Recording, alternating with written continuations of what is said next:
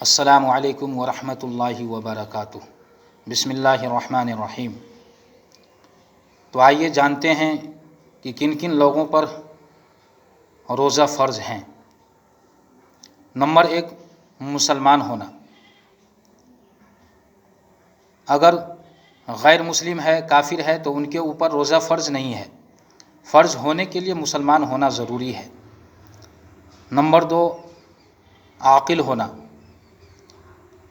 اگر پاگل ہے، دیوانہ ہے، مجنون ہے، تو ان کے اوپر روزہ فرض نہیں ہے۔ عقل کا درست ہونا، دماغ کا صحیح رہنا، یہ روزے کے فرض ہونے کے لیے ضروری ہے۔ نمبر 3، بالغ ہونا۔ اگر نابالغ ہے تو پھر ان کے اوپر بھی روزہ فرض نہیں ہے۔ اب بالغ کتنی عمر میں ہوتا ہے یا اس کی کیا علامت ہے؟ تو لڑکا کے لیے تو اگر لڑکا کو نیٹ فال ہونے لگے، احتلام ہونے لگے، تو لڑکا بالغ سمجھا جاتا ہے اور ان کے اوپر روزہ فرض ہو جاتا ہے۔ اسی طرح لڑکی کو اگر حیض آنے لگے، ماہواری ہونے لگے، تو پھر لڑکی بالغ سمجھی جاتی ہے اور ان کے اوپر بھی روزہ فرض ہو جاتا ہے۔ لیکن اگر نہ تو لڑکی کو حیض آیا ہو اور نہ لڑکے کو احتلام ہوا ہو، نیٹ فال ہوا ہو، لیکن اس کے بعد یہ دونوں لڑکا یا لڑکی کی عمر 15 سال ہو گئی ہو، تو پھر یہ دونوں بالغ سمجھے جائیں گے اور ان کے اوپر روزہ فرض ہوگا۔ نمبر 4، مقیم ہونا۔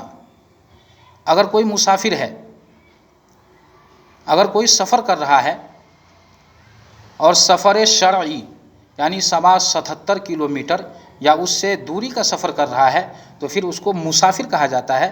مسافر پر روزہ فرض نہیں ہے، لیکن اگر سفر میں اسے سہولت ہو، آسانی کے ساتھ وہ روزہ رکھ سکتا ہے، اسے کوئی دقت نہیں ہوگی، تو پھر اس کے لیے روزہ رکھنا بہتر ہے۔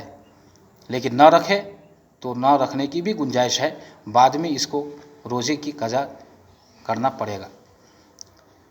تو مسافر کا ہونا، مسافر کے لیے روزہ رکھنے کی فرضیت نہیں ہے، مقیم ہونا ضروری ہے۔ تو مقیم اس کو کہا جاتا ہے جو سفر نہ کر رہا ہو، جو مسافر نہ بنا ہو، اسے مقیم کہا جاتا ہے۔ نمبر 4، تندرستی کا ہونا۔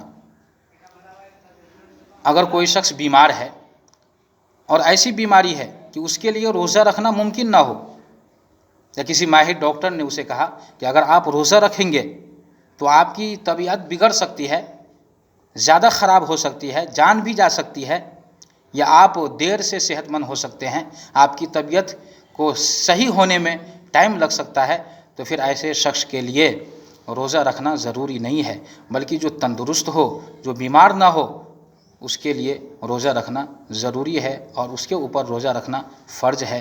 اور یہ جب بیمار آدمی صحت مند ہو جائے گا، تندرستی آ جائے گی، صحیح ہو جائے گا، تو اس کے بعد اس کے اوپر ان روزوں کی قضا لازم اور ضروری ہوگا۔